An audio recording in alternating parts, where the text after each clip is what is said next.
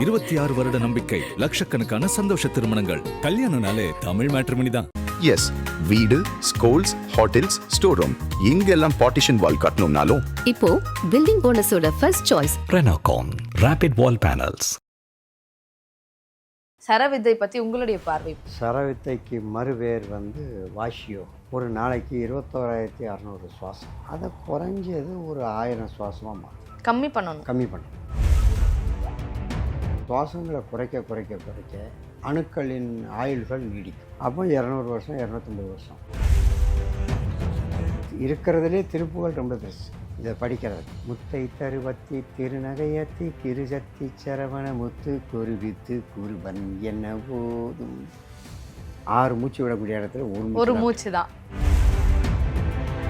சரத்தை மாற்றி சூரிய கலையில் கொண்டு வந்து ஒருத்தனை சவிச்சிட்டோம்னா அவனுக்கு பறிச்சு. கடவுளை நினச்சி சம்பாத்தியம் பண்ண சம்பாத்தியம் அந்த சாதாரணமாக எல்லாருக்கும் வராது. கஷ்டப்பட்டு பரிகாரம்லாம் செய்ய வேண்டாம், ஒன்றும் செய்ய வேண்டாம். மரங்களை வளர்க்கணும், அதரற்ற குழந்தைகளை வளர்க்கணும், அதுக்கு வேதங்களை சொல்லிக் கொடுக்கணும், வேத பாராயணம் செவிக்கணும். இதை செஞ்சாலே சித்தர்கள் தானாக ஒன்றை தேடி வருவாங்க. நேயர்களுக்கு அன்பு வணக்கம். வணக்கம் சார். ரொம்ப நாளாக ஒரு சந்தேகம் சார். இந்த சரக்கலை, சரவித்தை, மூச்சு பயிற்சி அப்படின்னு நிறைய சொல்லுவாங்க. சமீபத்தில் நான் அதை பற்றி படிக்க ஆரம்பித்தேன். எவ்வளவு விஷயங்கள் நம்ம சித்தர்கள் நமக்கு சொல்லியிருக்காங்கன்னு நினைக்கும் போதே எனக்கு ரொம்ப ஆச்சரியமாக இருந்தது. எல்லாமே புத்தகத்தில் படித்து தெரிஞ்சுக்க முடியுமானா கண்டிப்பாக முடியாது. ஒரு குருமார் நமக்கு தேவை. அந்த வகையில் நீங்கள் பல தலைமுறை பார்த்துருக்கீங்க. சரவித்தை பற்றி உங்களுடைய பார்வை பற்றி சொல்லுங்கள் சார். சரவித்தைக்கு மறுபேர் வாஷியோகம். வாசியோகம். சிவாசின்னா சிவனுடைய அம்சம்தான். ஒரு நாளைக்கு 21,600 சுவாசம். ஒரு நாளைக்கு அதை குறைஞ்சது ஒரு 1000 சுவாசமாக மாற்றணும்.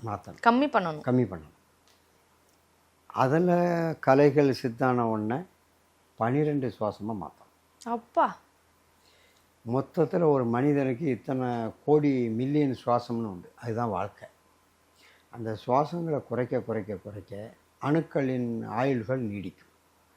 சிவப்பு அணுக்கள், வெள்ளை அணுக்கள் ஆயுள்கள் நீடிக்கும். அப்போ 200 வருஷம், 250 வருஷம்.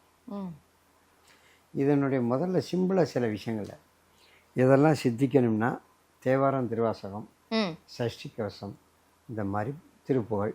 இருக்கிறதுலே திருப்புகள் ரொம்ப பெருசு. இதை படிக்கிறதுக்கு சார், தேவாரம் திருவாசகம் வந்த காலம் என்ன, திருப்புகள் வந்த காலம் என்ன, வேரியேஷன்ஸ் இருக்கு. அப்போ கூட திருப்புகள் பெஸ்டா சார்? ஆமாம், அதாவது அதுக்கு முன்னாடி இதை மாதிரி இருந்திருக்கும். இதை மாதிரி ஏதாவது பாடல்கள் இருந்திருக்கும். அதெல்லாம் அழிஞ்சிருக்குது. அதனுடைய மறுதொடர்ச்சி தான் தேவாரம், திருவாசகம், திருப்புகள்லாம். அதுக்கு முன்னோட்டியே திருப்புகள், திருவாசகம், தேவாரம்லாம் இருந்திருக்கு. வேற மாடுலேஷன்ல இருந்தப்போ வேறு பேரில் இருந்தோம். ஜனனம் ஒவ்வொரு யுக காலத்துலேயும் ஒவ்வொரு வித்தியாசத்தில் வெளிவரும். அப்போ அதை படிக்க படிக்க படிக்க சுமாராக ஒரு 3000 மூச்சு விடுதம். முத்தை தருவத்தி திருநகையத்தி கிருஜத்தி சரவண முத்து குருவித்து குருபன் என்ன போதும். 6 மூச்சு விடக்கூடிய இடத்துல ஒரு மூச்சு தான். அப்போ ஒரு பேராகிராஃபுக்கு 6 மூச்சு விடுதான். அதில் ஒரு மூச்சு தான் இந்த பாட்டு. ஏன்னா அந்த காலத்துக்குள்ளே இதை படித்து முடிக்கணுங்கிற ஒரு மனோதிடம். அதுக்கேற்ற மாதிரி தான் அருணகிரிநாதர் எழுதியுமே இருப்பார் அந்த சந்தத்தோட. ஆமாம், இந்த சந்தத்துலேயும் இந்த தாளத்தோடு நம்ம படித்தோம்னா கண்டிப்பாக ஆயுள் நீடிக்கும். Super sir. ஆமாம். அடுத்தாக்கில் வாஷிங்கிற இன்னொரு சப்ஜெக்ட் சரம் பார்த்து படித்தவங்ககிட்ட பழகக்கூடாதுன்னு பழைமொழி இருக்குது. என்ன காரணம்னா சரத்தை மாற்றி சூரிய கலையில் கொண்டு வந்து ஒருத்தனை சவிச்சிட்டோம்னா அவனுக்கு பறிச்சு. என்ன காரணம்? அதுக்கு என்ன காரணம்? இவன் என்ன பெரிய கடவுளை நினச்சி சம்பாத்தியம் பண்ண சம்பாத்தியம் அந்த சாதாரணமாக எல்லாருக்கும் வராது. அவன் ஒரு எறும்புக்கு கூட துரோகம் விளைவிக்க மாட்டான். தன் வழியில் போய்கிட்டு இருப்பான். அவனை சீண்டியாச்சுன்னா கோபம் வந்துடும். கோபம்னா பயங்கர கோபம் வரும். சித்தர்கள் எல்லாருமே சரக்கலை. ஆமாம், சித்தர்களே லேசில் சீண்ட முடியாது. அவங்க தவத்தை கலைச்சாச்சுன்னா அவங்களுக்கு முதல்ல கோபம் தான் பிரதானம். அதனால தான் என்கிட்ட சொல்லி, நான் அகசியரை பார்க்கணும், அவரை பார்க்கணும், எவரையுமே நீ பார்க்காத. அவரை பார்க்கணுன்னா பசுக்களுக்கு சாப்பாடு கொடு, அவர் உனக்கு காட்சி கொடுப்பார். மரங்களை ஒரு 10-50 மரத்தை எடுத்து வளர்த்துரு, அவங்க உனக்கு காட்சி கொடுப்பாங்க. கஷ்டப்பட்டு பரிகாரம்லாம் செய்ய வேண்டாம். ஒன்றும் செய்ய வேண்டாம். மரங்களை வளர்க்கணும், அதரற்ற குழந்தைகளை வளர்க்கணும், அதுக்கு வேதங்களை சொல்லிக் கொடுக்கணும், வேத பாராயணம் செவிக்கணும். இதை செஞ்சாலே சித்தர்கள் தானே ஒன்றை தேடி வருவாங்க. நீ போய் நான் அந்த சித்தரை பார்க்கணும், நான் இந்த என்ன கூட பல பேர் சித்தர் நான் சித்தரும் இல்லை சவமும் இல்லை சாதாரண மனுஷன் தான் அப்படிலாம் சொல்லி என்ன அகம்பாவத்துக்கு ஆளாக்கிறாரு அப்படின்னு. ஆனால் அவங்களுக்கு நம்மளை பார்க்கும்போது இதெல்லாம் சொல்லும்போது ஏதோ ஒரு அரிதான விஷயமா அரிதான மனிதராக தெரியும். இதெல்லாம் பார்த்துட்டு எனக்கு ஒரு ஆள் பணத்துக்காக இவர் இதெல்லாம் பேசிகிட்டு இருக்காருன்னு கமாண்டில் கூட சொல்லியிருக்கேன். அவர் சொன்ன வார்த்தையால் இப்போ ஒரு 3 மாதமாக நான் வரல. ஒருவேளை அப்படி இருக்குமோ என்னங்கிற எனக்குள்ள ஒரு எண்ண பரிமாற்றம். அதாவது ஒரு கமாண்ட், எந்த ஒரு விமர்சகராக இருந்தாலும் அவரை கமாண்டில் போடுறது ரொம்ப லேஸ். இவ்வளவு செலவு பண்ணி அங்கேருந்து இங்கே வந்து நாங்கள் பேசுகிறோம்னா பல மக்கள் இன்றைக்கி நல்லா இருக்காங்க. சென்னையிலேருந்து ஒரு ஆளுக்கு குலதெய்வத்தை பற்றி பேசியிருந்தேன். அவருக்கு கரடி மாடன். அவர் சொல்கிறாரு, எங்களுக்கு நம்பிக்கை இல்லைண்ணா. சரி, நம்பிக்கை இருக்க இல்லையோ, வீட்டில் வச்சு ஒரு செம்பில் தண்ணியை வச்சு அந்த கரடி மாடனை கூப்பிட்டு வணங்க. ஒரு 70 லட்சம் ரூபாயில் ஒரு வீடு வாங்கியிருக்கார். வாங்கின உடனே நேராக எனக்கே தெரியாது அந்த கோயிலில் போய் சாமி அபிஷேகம் பண்ணி சாமி தரிசனம் பண்ணி போயிருக்கேன். அப்போ நம்மகிட்ட பலபடி நான் இப்படி நம்பாமல் இருந்தேன். இப்போ எனக்கு அது ஒரு சக்ஸஸ்ஃபுல்லாக ஆயிடுச்சு. நான் அவர்கிட்ட காசையும் பணத்தையும் கேட்கப்பட்டேன். இப்படி இருந்துச்சு, நான் சந்தோஷமாக இருக்கேங்கிற ஒரு வார்த்தை, அந்த வார்த்தை தான் எங்களுக்கு சம்பாத்தியம். அப்போ கோவிலில் சொன்னாங்க, ஒரு நாள் போயிருக்கோம், நீங்கள் சொன்னதாக வந்து ஒரு ஆள், நான் யார்ட்டையும் சொல்லிவிடலையப்பா அப்படின்னு. அவர் முதல்ல நம்பலையாம். இவங்க சொல்லாட்டாலும் அங்கே எனக்கு தகவல் வந்து இவங்க நம்பலையாம். அதுக்கப்புறம் வந்து வீடு வாசல்லாம் வாங்கினோடனே அந்த சந்தோஷத்தை சாமி வந்து சேவிக்க வந்திருக்காரு. நல்லா இருக்கட்டும். அந்த மாதிரி சில விஷயங்கள் இதாக இருக்குது. இந்த ஒரு பணத்துக்காக பேசாங்கிற ஒரு வார்த்தைக்கு தான் இந்த 3 மாத காலமாக சென்னைக்கு வரல. அடுத்தாக்கில் சரத்தை பற்றி இன்னொரு விஷயம் என்னென்னு கேட்டேன்னா, சரவித்தை படிக்கணும் அப்படிங்கிறது என்று பல விஷயமாக வாசியோகம் படிக்கணும்னு சொல்கிறாங்க. நான் படிச்சுக்கிட்டு இருக்கேன் பண்ணுவாங்க. வாரவங்கள்லாம் பார்க்கும்போதெல்லாம் நான் அந்த வித்தை படிச்சுக்கேன், இந்த வித்தை, எந்த வித்தையும் படிக்க வேண்டாம். படித்து ஒன்றும் பிரயோஜனம். கலியுகத்தில் அதெல்லாம் அவ்வளோ லேசில் உங்களுக்கு சித்தாகாது. என்ன காரணம்? கலியுகத்தில் ஆசை ஜாஸ்தி. நீங்கள் சரவித்தையெல்லாம் படித்து எல்லாம் முடித்தவொடனே என்ன செய்யும், எனக்கு இவன் எதிரி, எனக்கு நான் அந்த வீடு வாங்கிக்கு போட்டிக்கு வந்து நிற்கான், அதனால் சரவித்தை சொல்லி அவனை மடக்கணும்பாங்க. ஆமாம். அப்போ அந்த கலியுகத்தில் அந்த ஆசாவாசம். மற்ற 3 யுகங்களெல்லாம் அந்த சரவித்தையை படித்தாங்கன்னா பொதுமக்களுக்கு நன்மை செய்யணும். மழை இல்லை, மழையை வர விளைக்கணும். சரவித்தை அவ்வளோ வேலை செய்யும். இறைவனுக்கு நிகராக வேலை செய்யும் சரவித்தை. ஆமாம். அந்த மேகங்களை கூட்டும். மழை இல்லைன்னா அப்படி பார்த்துட்டோம்னா மேகங்கள் கூட்டும். பச்சை மரம் தீப்பிடிக்கும். சரவித்தை எவ்வளோ பெருசு. சரவித்தை படித்தாச்சுன்னா பிறருக்கு துன்பம் விளைவிக்கக்கூடாது. அந்த எண்ணமே வராது. அடுத்தவங்க சொத்தை ஆட்டையப்படக்கூடாது. போலி இடங்களை எடுத்து வைக்கக்கூடாது. போலி பட்டா போட்டு இடத்த ஆதரிக்கக்கூடாது. மனித நிலையிலிருந்து இறை நிலையில் இருக்கும். எல்லா மிருகங்களும் பக்கத்தில் வந்து நிற்கும். ஆனால் ஒன்றும் பண்ணாது, ஒன்றும் செய்யாது. உன் உடம்பு தான் ரத்தம், மாம்ச வாடையே வராத, அப்புறம் பச்சளை வாடையில் வரும். மரத்து பக்கத்தில் மரத்து நிலையில் எப்படி நிற்குதோ அதே மாதிரி மிருகங்கள் உன்னுடைய நிலையில் வந்து உன் பக்கத்தில் வந்து நிற்கும். அதனால தான் சித்தர்கள் எல்லாம் காட்டுக்குள்ளே இருக்க காரணமே அதுதான்.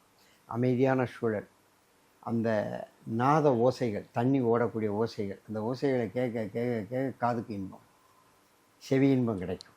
அதுக்கப்புறம் பச்சையத்தை பார்க்கும்போது கண்ணுக்கு ஒரு அழகு கிடைக்கும், கண்ணுக்கு ஒரு குளிர்ச்சி கிடைக்கும், ஒரு ஆனந்தம். இயற்கை சீனரிகள், அந்த மான்கள் விளையாடுறது, முயல்கள் துள்ளுறது, இயற்கை மிருகங்களை பார்க்கும்போது ஒரு ஆனந்தம் இருக்கிறது. அந்த நேரத்தில் இறைவன் கண்ணுக்கு தெரிவார். அது தன் சுதந்திரத்தோடு அங்கங்கே துள்ளி விளையாடுது இல்லையா, அதுதான் இயற்கை சூழ்நிலை. இந்த இயற்கை சூழ்நிலைக்கு வரணும்னா இந்த காலத்தில் சரம் படித்தாச்சுன்னா வர முடியாது. சரத்தை படித்து பண்ண முடியாது. மூச்சு சுவாசத்தை குறைச்சி 16 அங்குலம் இவ்வளவு நேரத்துக்கு வரும். அதாவது ஒரு பெரிய டேங்கில் தண்ணி கட்டி வச்சுருப்போம். ஒரே ஒரு சின்ன நல்லியை திறந்து விட்டோம்னா கிட்டத்தட்ட ஒரு 30 அடி 40 அடி தூரத்துக்கு போய் அடிக்கும். அந்த மாதிரி சரத்தை பூரா ஷோக் பண்ணி வச்சு சுவாசத்தை விடும்போது 16 அங்குலம் 16 இன்ச்சஸ் சுவாசம் பிடி வரும். வலது மூக்கில் மட்டும் சுவாசத்தை வச்சு விட்டு வெளியே விட்டோம்னா அது சூரியக்கலை, ம் இடது மூக்கில் விட்டோம்னா அது சந்திரக்கலை. இது ரெண்டையும் விட்டுட்டு சுழிமுனையில் விடுவோம், அந்த சுவாசம் இப்படி போகும். இப்படி இப்போ நான் இப்போ இவ்வளோ நேரம் என்னைக்கு எப்போ இதில் வந்து உட்காந்தனோ இதை முடித்து வெளியே போகிற வரைக்கும் நான் சூரியகலையில் தான் இருக்கேன். சூரியகலையில் விட்டால்தான் நாங்கள் சொன்னது எதிராளிக்கு மூளையில் போய் உரைக்கும். இப்போ உதாரணத்துக்கு வலது மூளை இடது மூளை நடுவில் ஒரு மூளைன்னு ஒன்று உண்டு. ஒரு இடத்துல ஏதோ ஒரு கோவிலில் வாத்தியங்கள் அடிப்பான், ம் குழந்தை வீட்டுக்குள்ளே இருக்கிறது வெளியே ஓடிவிடும். வெளியே ஓடி வந்தோன்னே இந்த ஒத்த காலை துள்ளி துள்ளி இப்படியே ஓடி வரும், ஒத்த காலிட்டு குதிச்சு குதிச்சு ஓடும். அது காரணம் அந்த சிறுமூளை வேலை செய்யும். சிறுமூளை வேலைங்கிறது தன்னை மறந்த ஒரு ஆனந்தம். ம் அந்த சந்தோஷத்தில் அது ஓடி வரும்போது அந்த நிலையை இந்த சிறுமூளை கொடுக்கும். அந்த சிறுமூளை கொடுக்க பார்த்தீங்கன்னா அதோட இன்னும் மிக தெளிவாக சொன்னால் இந்த ஐயப்ப பஜனை நடக்கு, முருகன் பஜனை நடக்கு, பல ஆலயங்களில் சில வழிபாடுகள் நடக்கு. வழிபாடு நடக்கும்போது அவங்க ஒரு அளவுக்கு மீறி ஒரு ஆனந்தப்படுவாங்க இல்லையா, சந்தோஷத்தில் ஆடுவாங்க. அந்த ஆட்டங்கள் போல் அந்த சிறுமூளை வேலை செய்யும்போது நடக்கும். அதை பார்த்து பார்த்து பார்த்து பார்த்து ஒரு ஆனந்த கும்மியில் இதை விட லேசாக கிடைக்கும். கும்மியில் அந்த ஆனந்தம், கும்மி கோலாட்டு இது பூராமே ரொம்ப. அதே மாதிரி இந்த கோவில்களில் சாமியார் தான் சொல்லுவாங்கல்ல, தெம்மாங்கு பாட்டு, கும்மி, இந்த மாதிரி நாதஸ்வரம் வாசிக்கும்போது அவங்களுக்கு அந்த நிலை அதிகமாக வந்துடும். ஒரு அமானுஷ்ய சக்தியும் உள்ளே நுழைஞ்சிடும். அதில் நுழைஞ்சு அது இஷ்டத்துக்கு ஆடும். தவறான முறைகள் இல்லை, ஒரு ஆனந்தத்தை வெளிப்பாடு. அதில் பஞ்சபூதங்களில் மக்கள் நினைக்க சில விஷயங்கள் இவங்களுடைய செவிக்கு தெரியும்.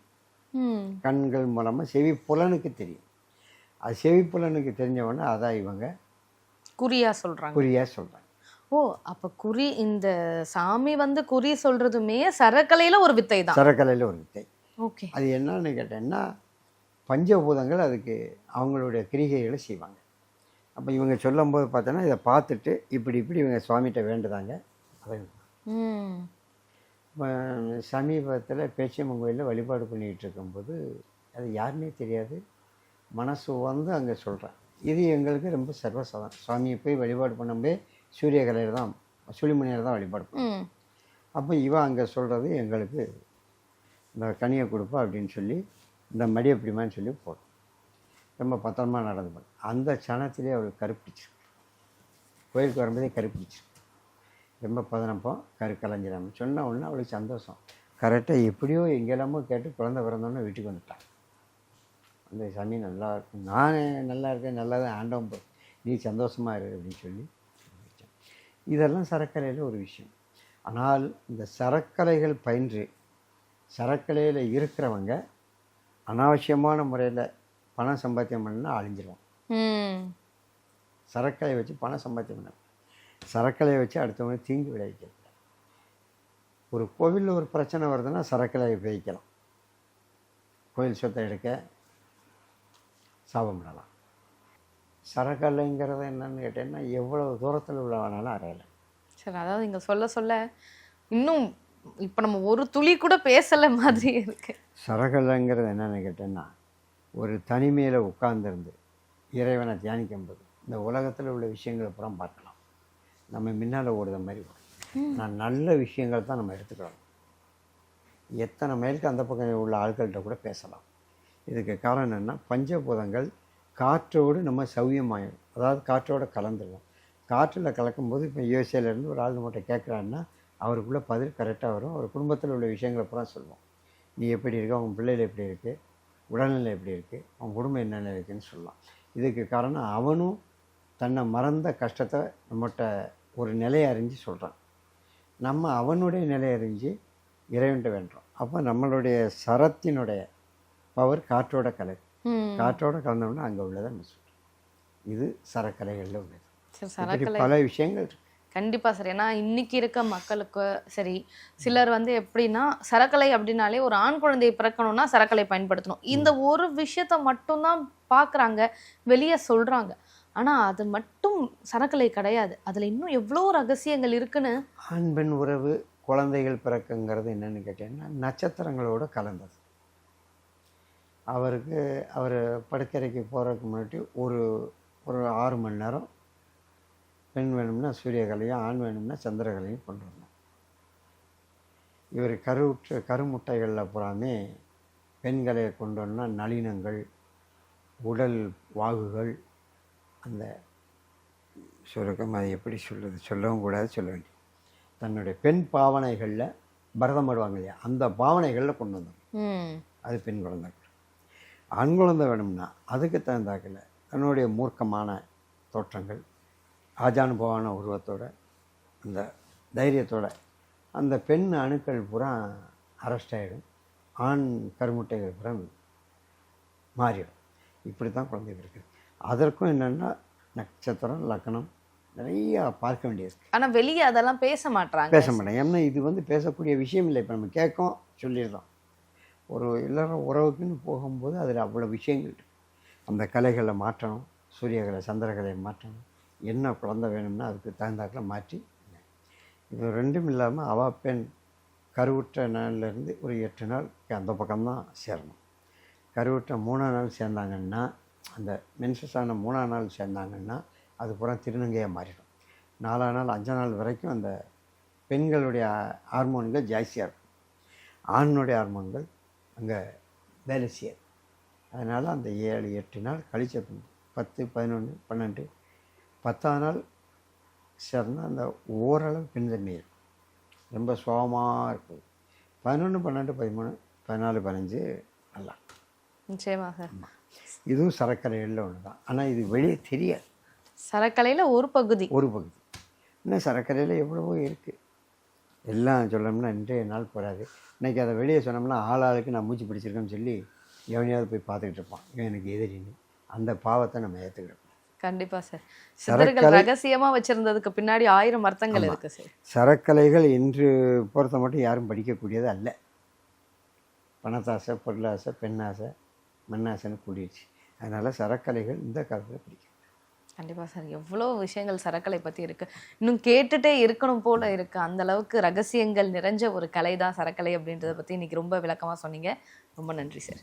தென்காசி ஈஸ்வரன் சுவாமிகள் ஐயாவிடம் குலதெய்வம் மற்றும் ஆன்மீக ஆலோசனை பெற விரும்பினால் முன்பதிவிற்கு 9751196383 என்ற எண்ணிற்கு வாட்ஸ்அப்பில் உங்கள் பெயர், தற்போது நீங்கள் வசிக்கும் இடம் ஆகியவற்றை அனுப்பவும்.